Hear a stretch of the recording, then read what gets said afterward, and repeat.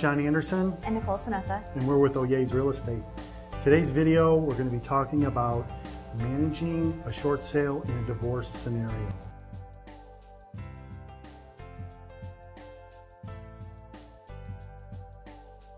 The laws in the state of Texas state that if a married couple lived in a house together, when the house sells, both clients have to sign at closing unless the divorce decree stipulates that one or the other spouse got the house in the divorce.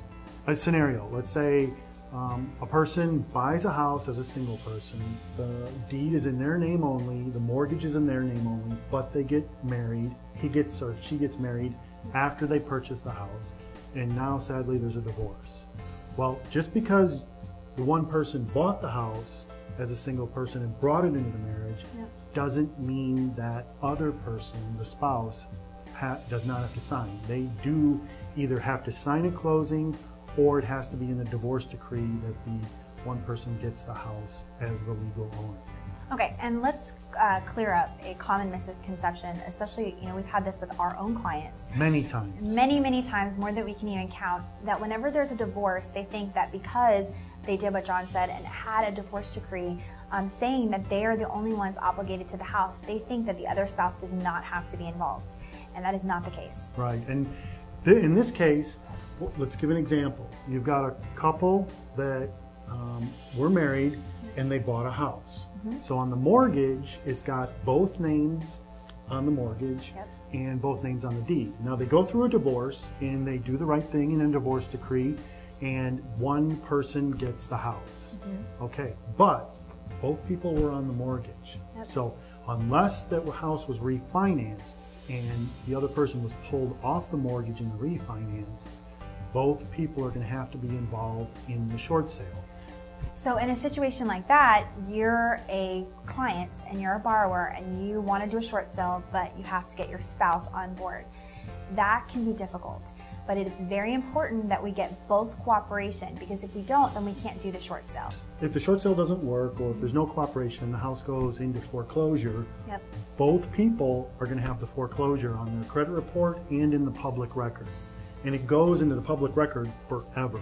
It's in the public property records that it was foreclosed. So even if it was in the divorce that one person got the house, if both people were on the mortgage, both people are getting a foreclosure. So it's best to cooperate. Even if there are negative feelings towards each other, it's going to be best for both of you to go through the short sale and that's what you said about the foreclosure. That's definitely another misconception that we have, that people think, well, that's not my problem anymore, right? They're, in a divorce, they're not awarded the house, they're walking away and they think, I don't care if it forecloses because it's not my responsibility. Well, just like John said, it's going to be under your name. Now let's talk on the realtor side. So if you're a realtor managing a situation, it's very important that you are separating the files. Okay, we've had plenty of cases where, the wife doesn't want anything to do with the husband. They don't want to share information. So as a realtor, it's important that you are contacting them separately and doing everything like two different transactions. As Nicole said, it's critical that you keep two separate files. If you're combining the files and you're in a situation where you have to sit down with one client or the other and they happen to see the other person's information, that could be a big problem, and you've got a confidentiality problem. As an agent, you're required to keep information confidential. So it's best to create two separate short sale files. Your bank, the short sale lender, is not going to have a problem with it if they're getting multiple documents. All they want to see is both parties' signatures and all the financial information and all the short sale information that goes with it. So keep two separate files.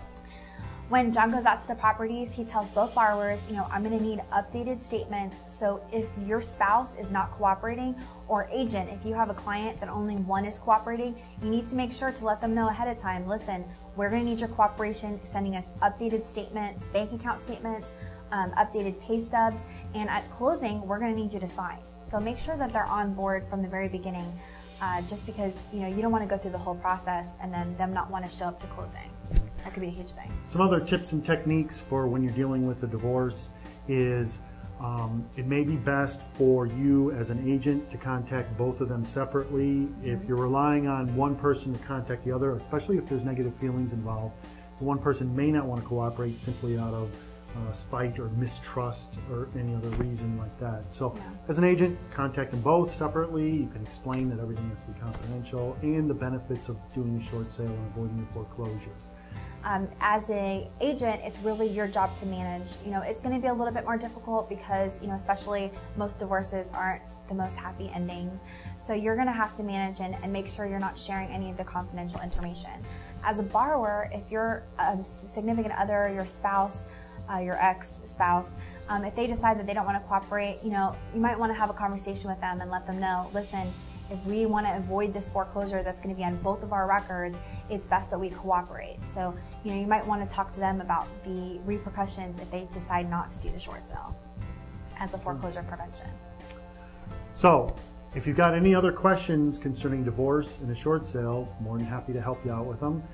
Give us a call. You can reach us at 972-342-0011. Thanks for watching.